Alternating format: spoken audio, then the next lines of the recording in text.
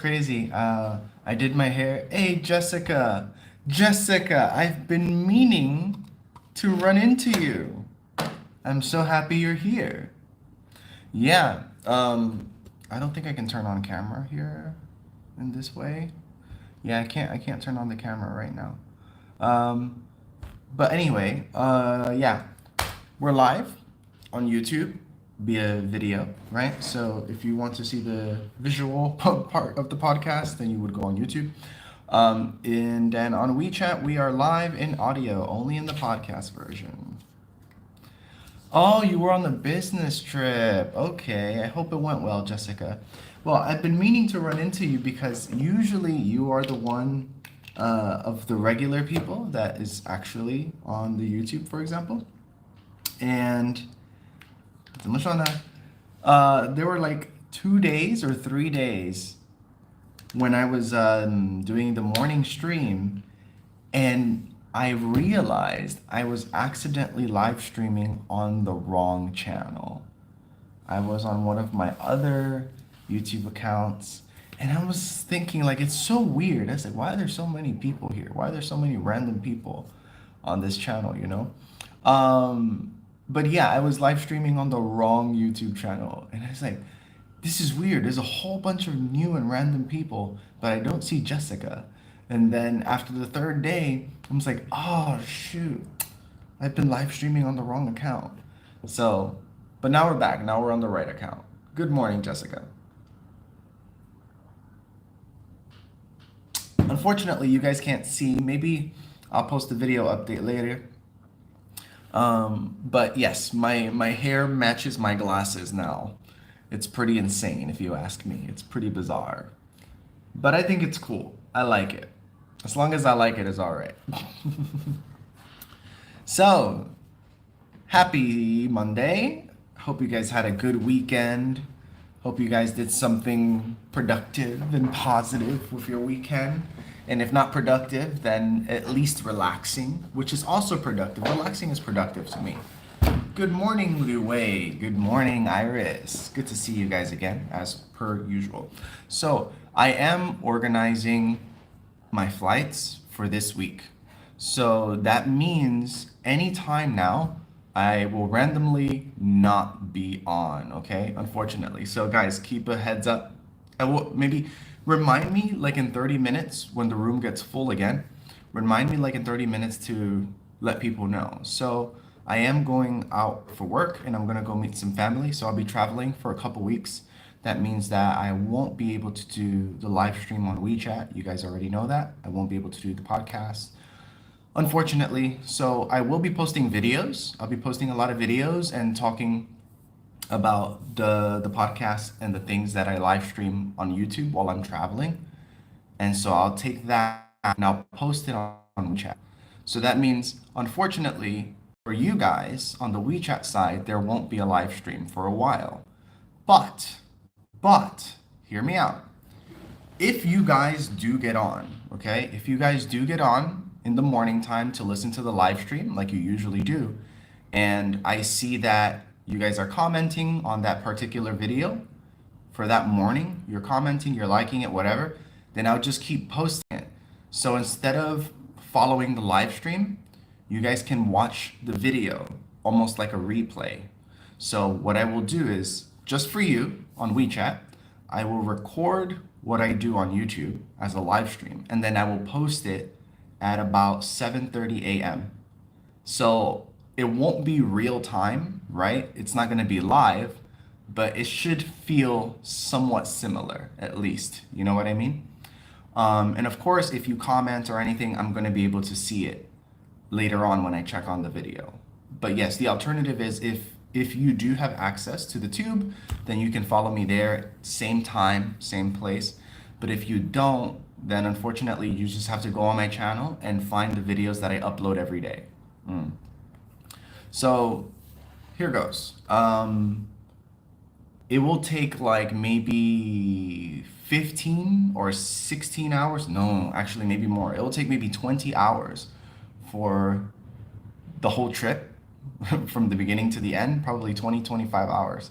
So that means I will miss anything between 1 to 2 days of live streams anyway.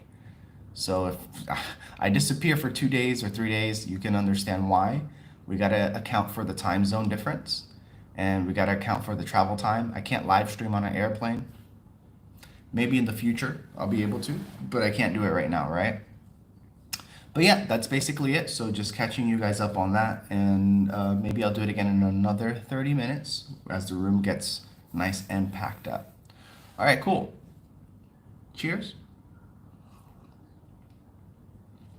So the topic for this morning, today we are talking about loneliness. Oh my goodness, loneliness. Who wants to talk about loneliness? Nobody wants to talk about that. But hear me out.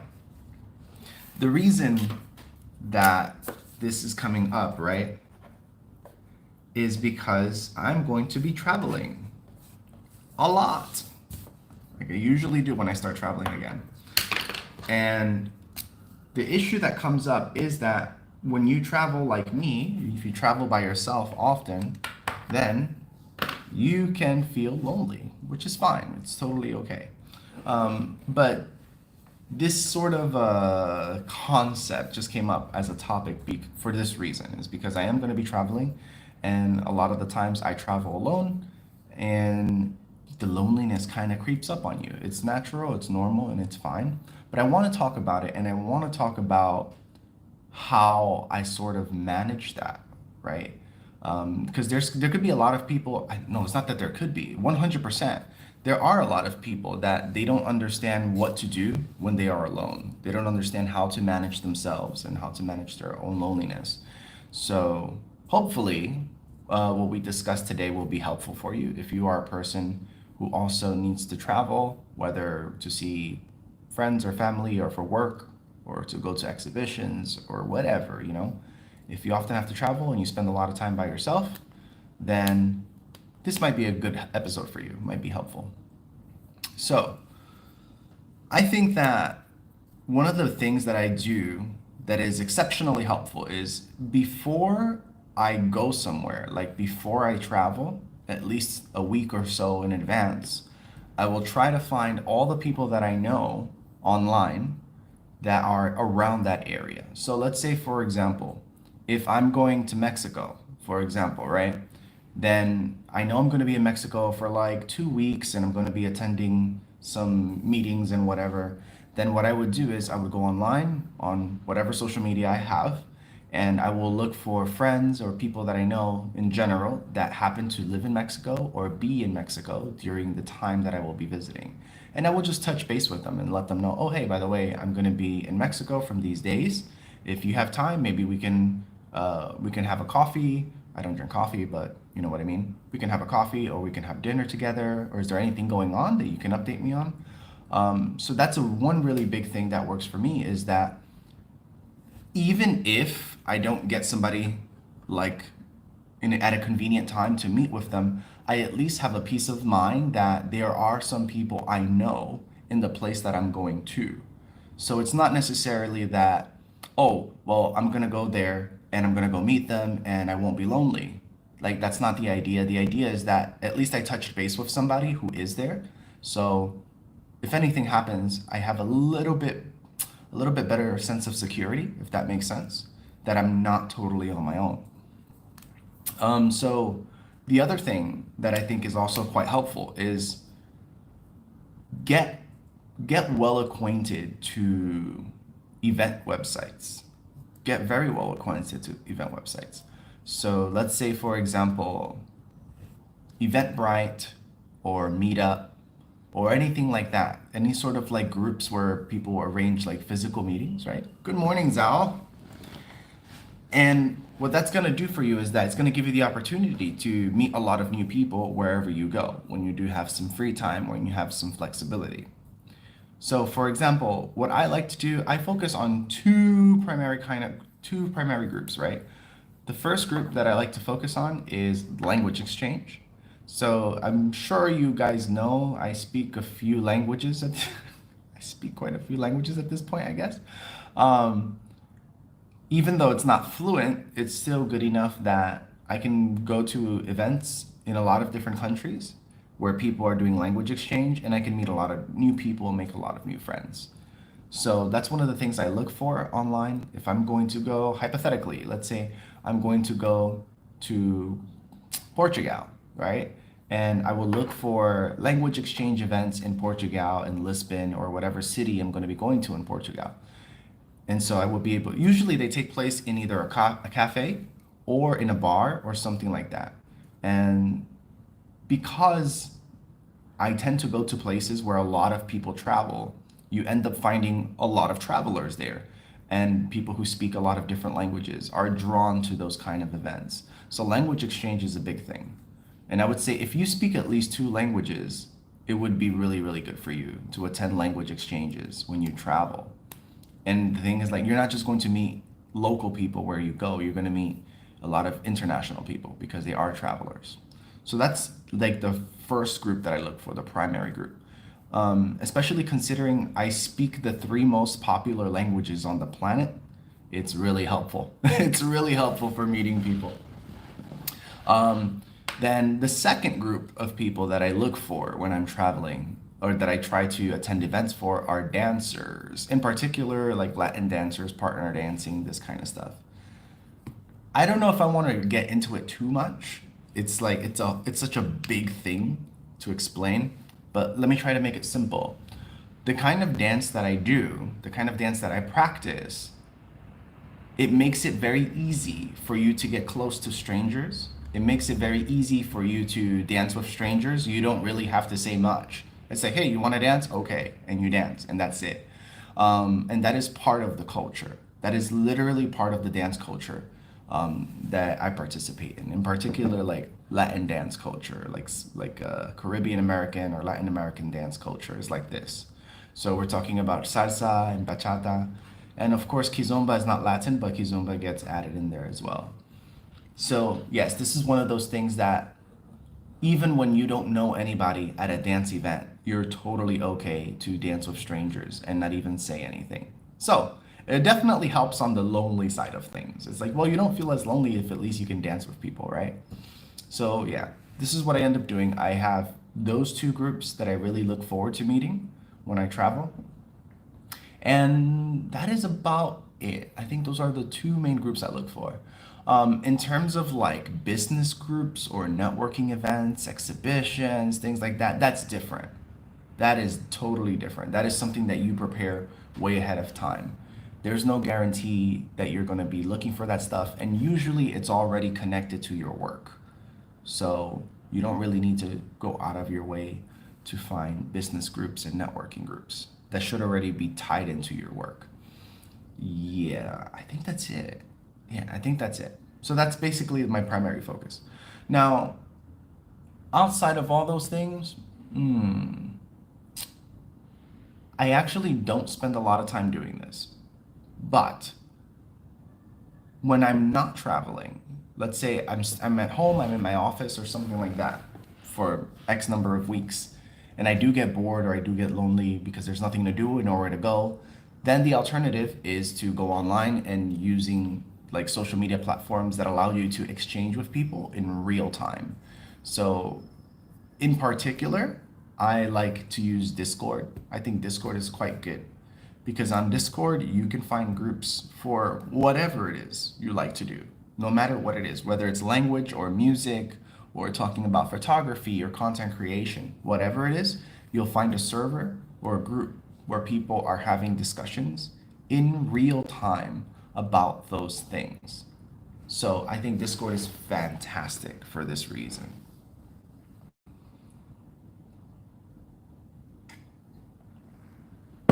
Okay, so far so good.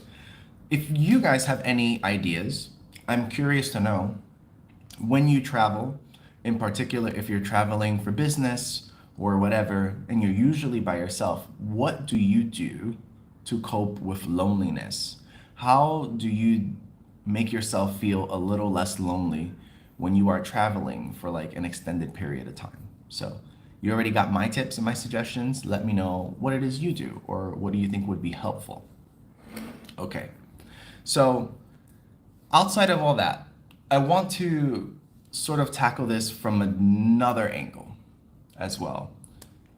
I don't know if this is true. I'm gonna need to do some research after the live stream, but I was watching a short video from Dr. K on YouTube about loneliness, right? And like I said, I don't know if this is true, but one of the things he said was that mental mental illness, like, is now the leading cause of mortality and suffering in humans. I don't know what to think about that. Like, it's a little bit unnerving, but at the same time we have to think about what that means, right? So if mental illness is now the leading cause for more, leading mortality rate and suffering among people, does that mean that there is less heart disease and less cardiovascular disease now than there was before? And so mental illness is just like the runner up that's coming in? Or is it just that more and more people are suffering from psychological disorders or mental illness, depression, anxiety, chronic loneliness? So this is a little bit concerning. Let me put it like that, because I would say mental illness is much more difficult, much more complex to deal with than something physical, some sort of physical illness, usually, right? So this idea is sounds pretty bad. So yeah, after the live stream, I will do some more research on this so I can find out if this is in fact what's going on and compare it to the statistics from 5, 10, 20 years ago and see if we're talking about an increase or if we're just saying like other things have decreased and this is the thing that we haven't worked on enough, this kind of thing. Okay, let me write this down.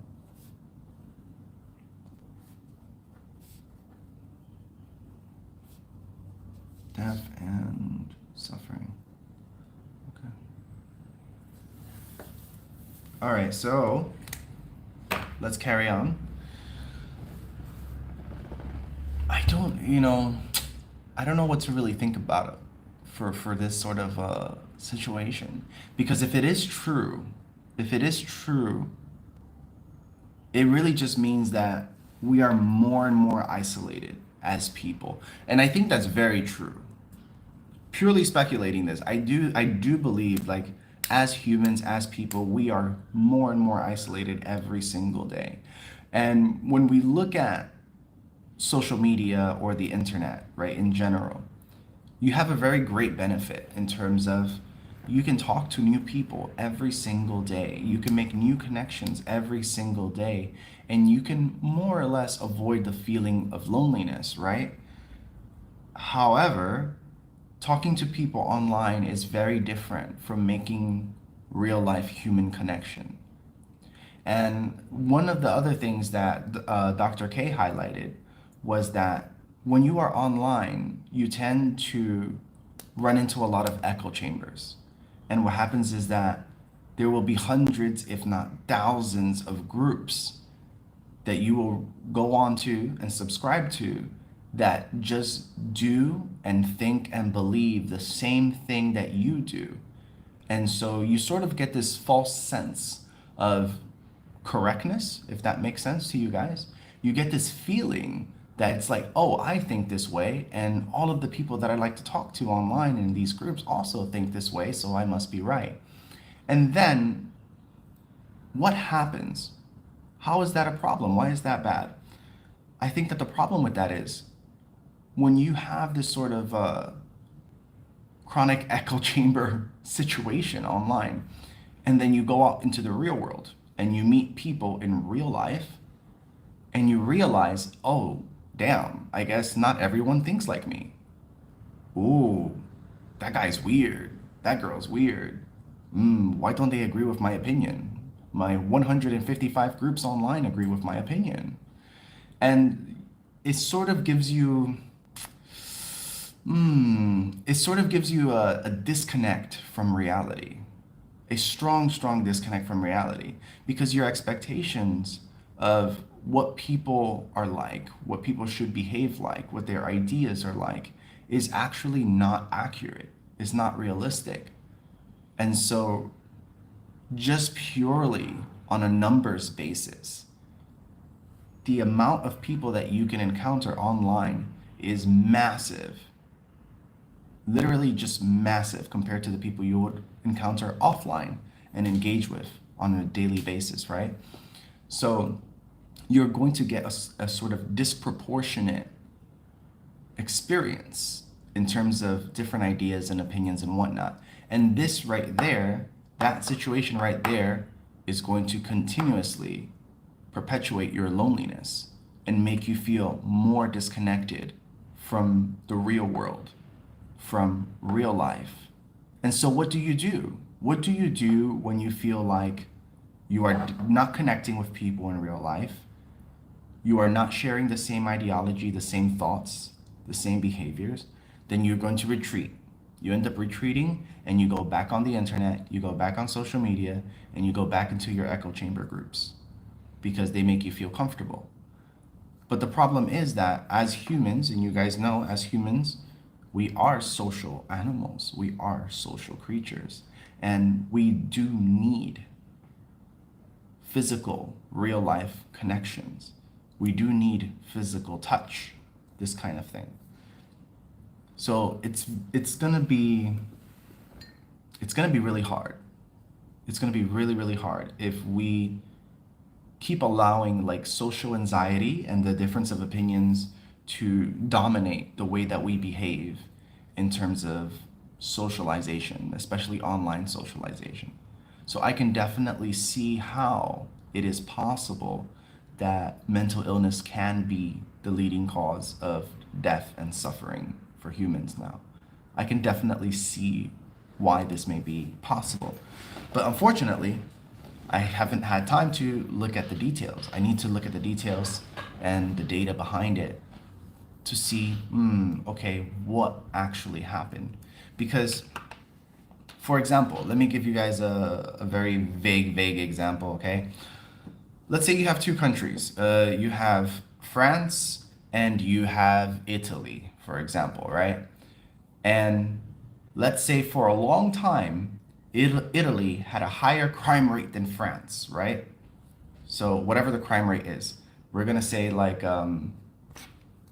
Italy has 100 violent crimes a week, and France has 125 violent crimes a week, right? And then within the next 5 years, that number starts changing slowly, right? And then you see a headline, and the headline says, oh, Italy overtakes France with the highest number of crimes per week. Okay, sure. But what does that mean? Because over the span of several years, or weeks, or months, or whatever, if Italy has, let's say, 80 crimes, 80 violent crimes a week, and France has 70 after 4 years, then actually the reality is that violent crimes have come down in both countries. The situation is actually better in both countries, significantly better, actually. The only difference would be that the violent crimes in France were reduced faster or at a larger rate than they did in Italy. But when you see certain headlines or certain talking points, it makes it seem like, oh, this place got worse. Wow, they're now topping this country in terms of violent crimes, but actually they were just both reducing. And I actually, you know what's a really good example of this? A very good example of this is El Salvador. So if you guys don't know, like El Salvador is a country in South America. It was known for a lot of organized crime, gang violence, a ridiculous number of murders per week. It was stupid. And the government, the president in particular there, decided to take very extreme action to reduce, almost eliminate crime in El Salvador.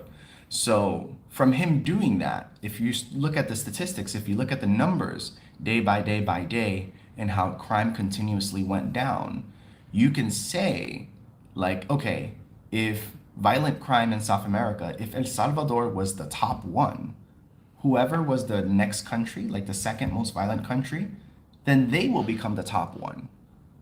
But they don't become the top one because there is more violence. They became the top one because there is less violence in El Salvador. So anyway, this stream is not about the violent crimes, okay? This podcast is not about violent crimes. I'm just using this statistic to sort of, or this statistical analysis to give you guys an idea of what it might mean when the data or the headline says loneliness or mental illness is now the leading cause of death and suffering, or the leading cause of mortality and suffering among human beings, right? It might not necessarily mean that it's worse.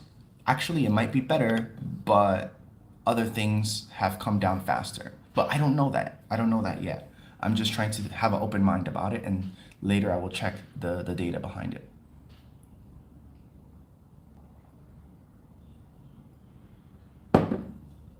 All right, let's see. Let's carry on into our talking points.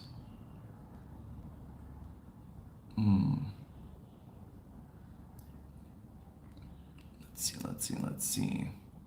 So we're gonna go into causes, our first talking point. All right, causes of loneliness. Life transitions. So we're gonna read this verbatim first and we will discuss it. Moving to a new city, breakups, career changes, these shifts disrupt social connections and routines. Okay, so there's actually quite pretty good examples here. The first thing is, like, yes, as people, we are social animals. The second thing is we love routines. Routines make our life easier, more predictable, easier to manage in general, right? Routines. So when you do move to a new city or a new neighborhood or something like that, yes, your routine gets disrupted. I would say when you're moving to a new place, the first thing that comes to my mind is not loneliness, just from my own experiences. And I move a lot, right?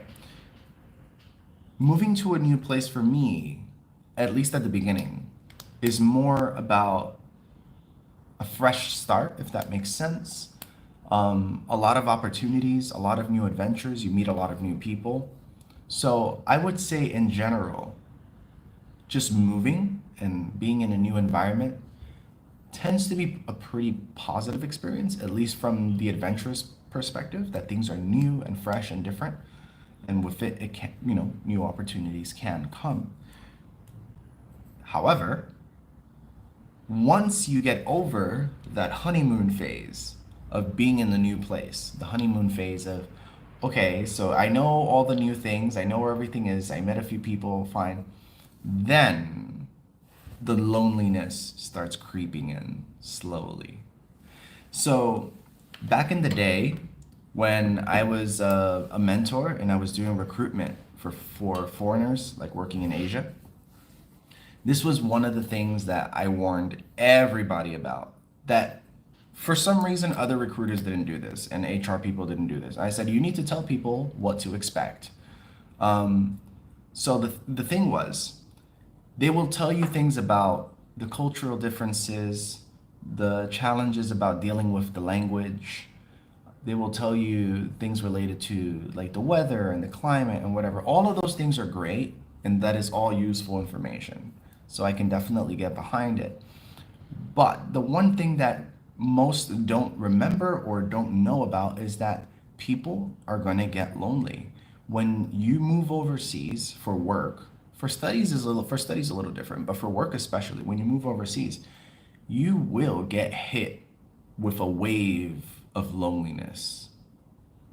It takes time. Usually it happens within the first 2 months. But when it happens, it hits you, and it hits you pretty hard, especially if you weren't expecting it. You start feeling homesickness. And it's not because your new environment is bad in any way. It's just All the people you know, all the things that you're used to are not around you anymore. So of course you start feeling homesickness. Besides the homesickness itself, just having to be around people you are not super familiar with or actually very open with, that you can express yourself with, is pretty polarizing, let's say. It's isolating. Better. Yeah, that's a better word. It's very isolating because no matter what I'm dealing with or what I'm going through at home, wherever home is, I know I have someone that I can meet at a cafe or at their house or dinner, whatever, and we can talk it out. Be like, oh man, I'm dealing with this at work, or I had this situation, or I'm feeling this way with my relationship, whatever it is, I have somebody I can meet and I can talk to, right? But when you move into a new city, a new country, a new environment, you don't necessarily have that. I won't even say you don't necessarily, you're almost guaranteed to not have that. And the only way you have this sort of connection is like over the phone or text messages and things like that. And I think we both know that that is not comparable to having a person physically, visibly in front of you. Those are two totally different experiences. So, aside from that, when you are talking about moving to a country where you don't know the language, or maybe you do know the language to some degree, but not very well, then that's going to cause a whole other slew of different emotions and problems inside of you because you want to communicate, you want to express things a certain way, but you might not have the vocabulary to do it. You might not have the capacity to do it. And that in itself is frustrating. Many elements of that is frustrating.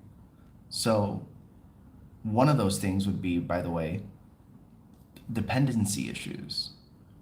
If you are from a Western country, especially, you know that generally speaking, Westerners are very independent, especially Americans. They tend to be very individualist and very independent about how they do everything themselves for themselves, blah, blah, blah. But unfortunately, when you are in a foreign country, when you cannot read or write the language enough to be independent, then that means you have to consistently rely on other people. And you have to keep bothering other people to help you. And for some of us, like for me, I hate that. I really would like to avoid bugging other people with my small issues. So that's very disheartening for me. And it works as an encouragement to be able to learn the language better and to study more. So that's good on my end. But that's not necessarily the case for most people. I would argue for 80% of people, if not more, when they travel for work, they have no intention necessarily of engaging in the culture, in the language, and all of that stuff. They're just here to work. That's what it is. We're just here to work. So if you're not a language enthusiast like I am, and you actually do like to do culture exchange, then living overseas can be exceptionally lonely, a much more lonely situation than normal.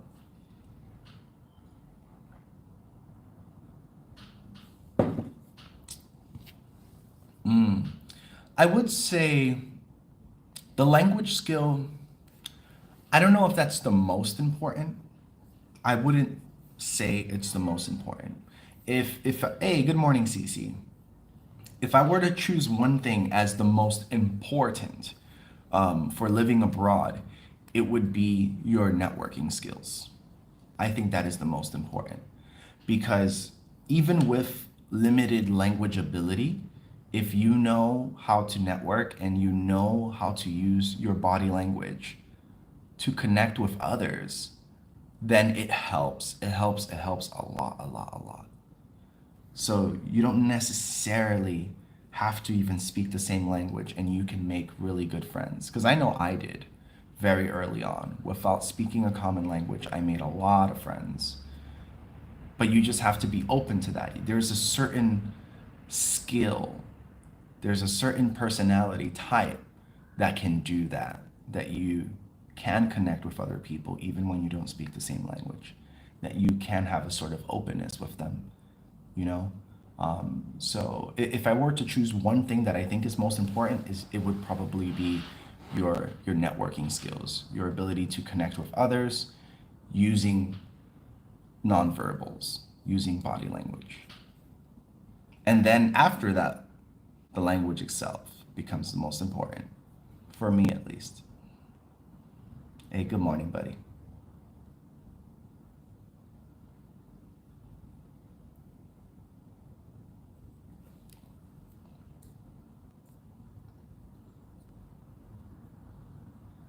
Oh, so I'll humor you for 5 seconds, okay, Scott? So the thing is, I do see your comments, but the problem is I don't care because our live stream today is about loneliness and talking about how to unpack that and deal with that, especially when you are traveling. So honestly speaking, I really don't have an interest in what you're talking about or making that the point for my live stream. But I appreciate you being here either way. It's just not what we're talking about. You know, if somebody enters my live stream right now and they start talking about Lamborghinis, I'm also not going to humor it because that's not the discussion.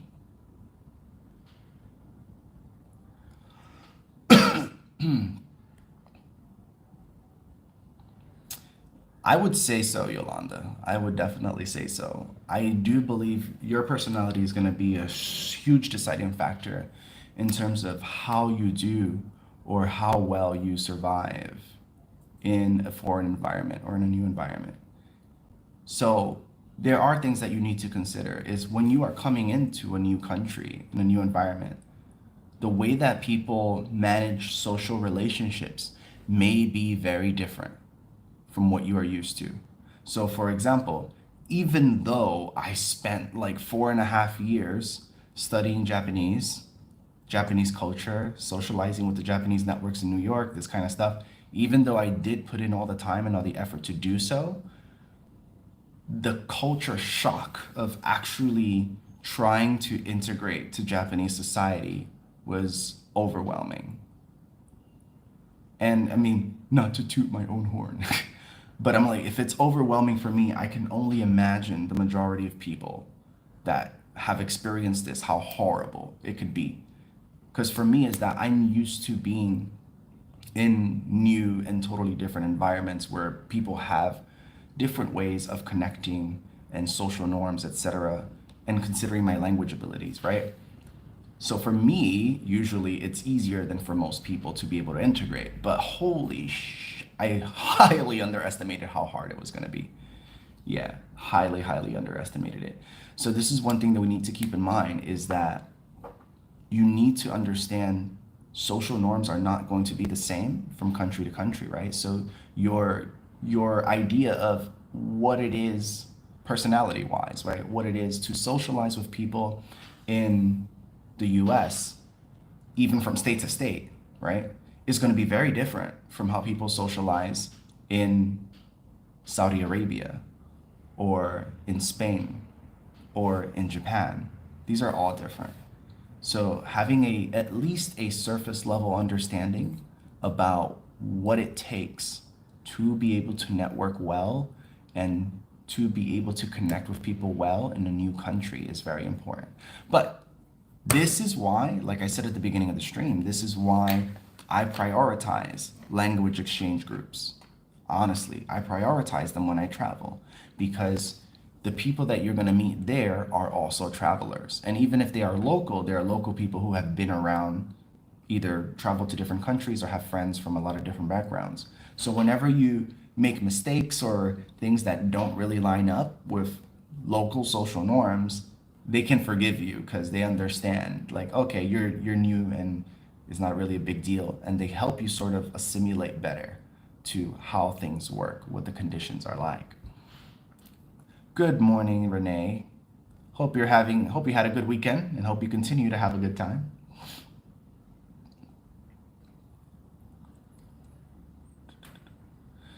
This is a good question. I honestly, it's been 12 years and I actually don't know why. Um, I don't know if it has to do sort of with the isolationist culture that they used to have decades ago. And some of that still bleeds into Japanese society today, maybe. But I can tell you that for, at least in my experience, for Japanese folks who travel overseas, especially with all the Japanese people that I met and made friends with when I was in New York, their personality, their behavior, their attitudes are totally different when they are traveling versus when they actually are in Japan. The same person has two totally different ways of being depending on which country they're actually in. And that is especially true when we're talking about Japan. That's interesting.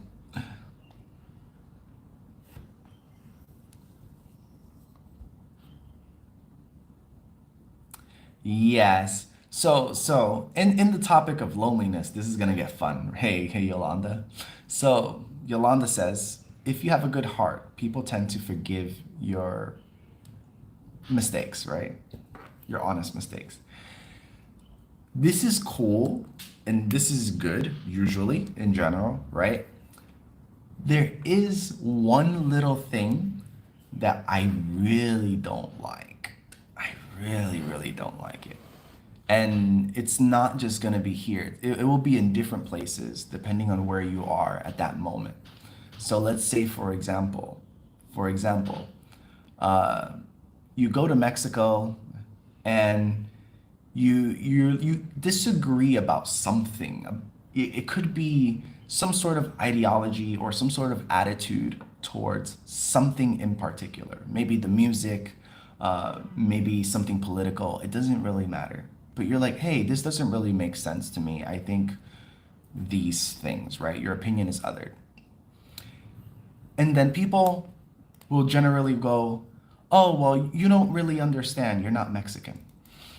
Ah, woosah.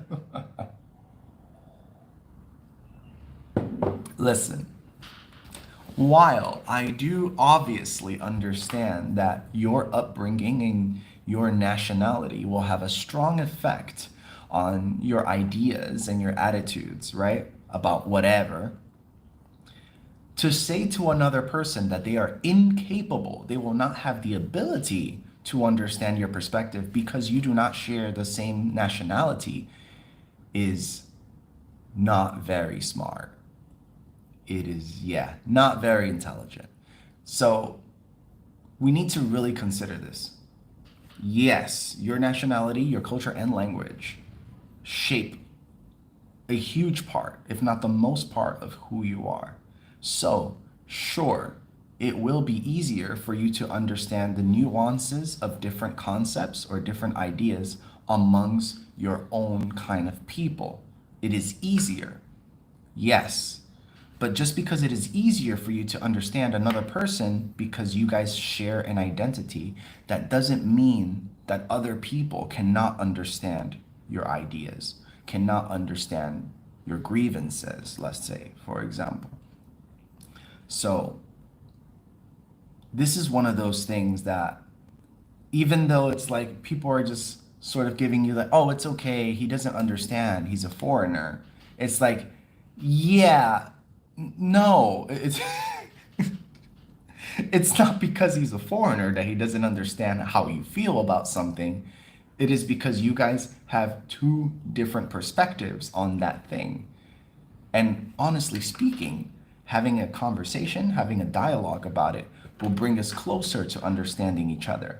But when you say something like, oh, they don't understand because we don't share the same identity or the same nationality, then all you do is you dismiss the conversation, you dismiss the opportunity to sort of unpack your point of view or unpack your ideas. You dismiss it by just saying, hey, because of your identity being different from mine, you can't possibly understand what I mean. But that is not true.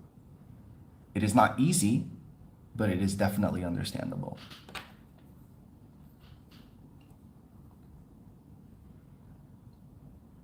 Oh man, yes, yes, yes, yes. Definitely.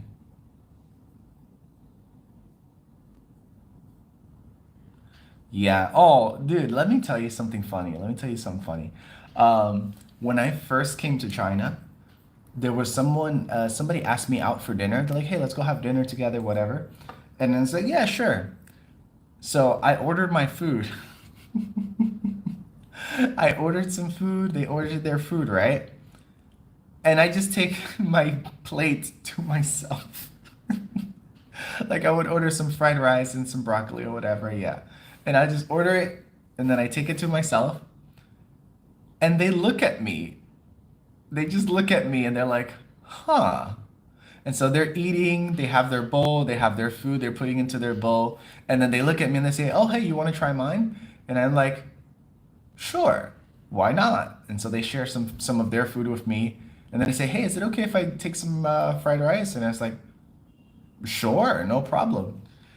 And the thing is, like, I thought it was weird after a while. I was like, but why do you just look at me funny every time when we eat? Like, I understand you want to share. It's okay.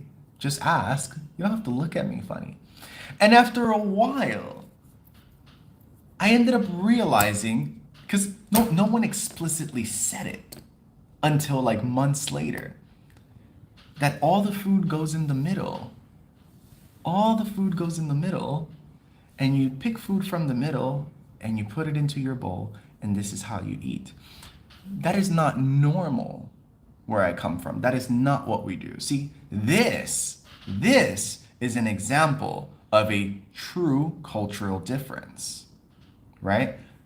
I grew up in an environment where everyone has their own individual plate and their own individual serving of food. Whereas in China, everybody takes food from the middle and takes their individual portions in that way, which is totally, totally different. So for me to come to this environment and order my food, and then people are just looking at me like, wow, he's eating a lot of food. Like, okay, I'm a slim guy, but still, it's like, he's eating a lot of food just by himself. And he doesn't even share. Like, it just looks so bad. But the reason I didn't understand that is not because I'm not Chinese. It's because I've never eaten in that way before. Like maybe I did once with like at a friend's house or whatever. But it's not something that comes like immediately to my mind as, oh, this is how we eat. No. But not understanding it has nothing to do with me being a foreigner. It just literally has to do with my culture and my habits are different from yours. All you really have to do is tell me, hey, by the way, in China, this is how we eat.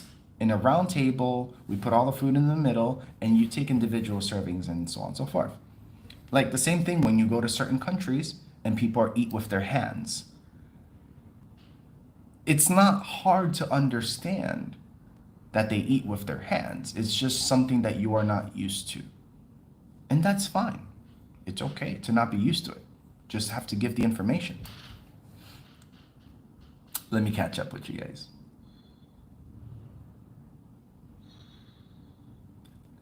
Yeah, I don't think anybody was looking at me thinking I was like greedy or selfish. I don't think so, but it was just funny for sure. And remember, this is more than 10 years ago. So most people had very limited English ability. I didn't speak Chinese. I spoke Japanese, which was no help. Obviously no help here. So like communicating that was kind of weird until you find like a pretty good English speaker and they're like, hey, so this is a little different. I'm like, oh, okay, got it.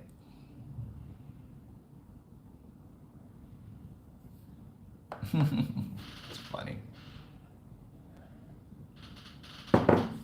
Anywho, that's the deal, man. That's the deal. It's just a matter of what you're used to, what you grew up with, what you're acquainted to. And if someone is different from yourself, that doesn't mean they're not going to have the ability to understand these sort of nuances. Even though I'm using a very surface level example, you know. So let's see. We were talking about moving to a new city, the effects of loneliness, breakups. Breakups are terrible. I don't even know if I really want to get into that. But I think the biggest problem that we have in relation to loneliness as it connects to breakups, when you break up with your girlfriend or boyfriend, whatever, is for the most part, especially if you're very young, we tend to rely way too heavily on the partner, on the boyfriend, on the girlfriend.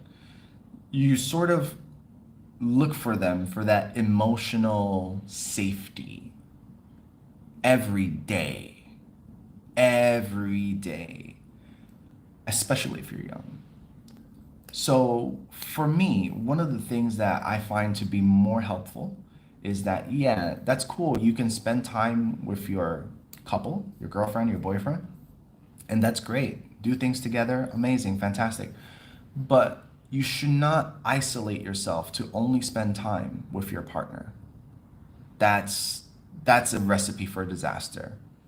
Because if you become dependent on them physically, emotionally, whatever, when you guys are apart or you do separate or you do break up, whatever the situation is, it's gonna hurt. You're gonna crash really, really hard. So I make it a point that I would spend time with the girlfriend whenever possible, share some experience, do fun stuff. But I also make it a point, obviously, that I need to spend a lot of time with friends or a lot of times with acquaintances, people that I work with, etc. Because building too much emotional dependency on one person is going to be a huge problem. And when you don't have that one person around you, it it's very isolating to the point that it affects every aspect of your life. It affects your work, it affects your studies, it affects your abilities to build new relationships, it affects your abilities to network and attend events and do any other thing that you want to do. It just feels that you don't want to do anything because that comfort that you got used to, that person you've had around the whole time, is no longer available, whether it is permanently or for a limited amount of time. So that would be my one piece of advice when it comes to loneliness in reference to breakups is that while you are in a relationship, do not become hyper dependent on that one person. You can spend several days not talking to them on the phone. It's okay. They should be able to understand that it is okay to not talk to each other every single day or see each other every single day. And if they cannot understand that, you may want to consider finding a new person. Okay, let's catch up really quick.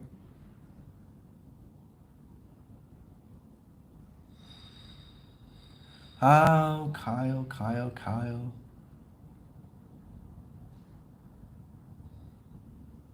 Yeah, I get you, CC. Yeah, CC says, even though we're in a relationship, we feel the loneliness sometimes when our needs cannot be seen. With that, folks, we're going to call it a day. Thank you very much. If you were enjoying this stream, this podcast this morning, make sure to hit the follow button. 关注一下朋友们，谢谢你. And I also want to remind you, this week I will be traveling. There will be several days where the stream will not be on at all. And the days that the stream is on for the next few weeks is going to be on YouTube because we are not allowed to push off the live stream on WeChat when we are outside of China. So that is the situation. If you want to be able to still catch the live stream and you have access to the tube, you'll be able to see me there same time, same hours, same days, all the same. But unfortunately, we won't be able to do it on WeChat. So what I will do is I will record or take clips from the live stream that I do on the tube, and I will post it on WeChat every morning about this time, like 7:30 a.m., 8 a.m. Beijing time. And so at the very least, you guys will be able to still listen to the live stream. It's not live, it's going to be pre-recorded, but you'll be able to at least listen and participate in the comments and things like that. So when I post those videos, if I see that people are engaging and people are actually listening to it, then I'll keep posting it. But if people are not engaging, I'll just wait till I come back and then I will continue my live stream. Let's say December, you know? But that's about it. So once again, thank you very much for being here this morning, guys. You've been amazing. Love all the input and the conversation. We're gonna definitely expand on this topic a little bit more this week until I leave. I think there's a lot that we can talk about in regards to loneliness and dealing with loneliness in all its different aspects, you know? Yeah, of course, there's good sides and bad sides to everything. So we're going to explore all of that. With that said, if you have any questions, if you have any suggestions for topics, ideas, feel free to add my WeChat. It is the same as the channel name, Comet Live. If you want to find me on the tube, it is the same as the channel name, Comet Live, on every platform, but the streaming only happens on WeChat and YouTube, respectively. Okay, so with that said, have a great day, guys. I hope you have a good, productive day this morning. Have a good start of the week. Get yourself in the right mind space. Stay positive. Keep a growth mindset rolling. And with that, stay beautiful, stay amazing. Bye-bye.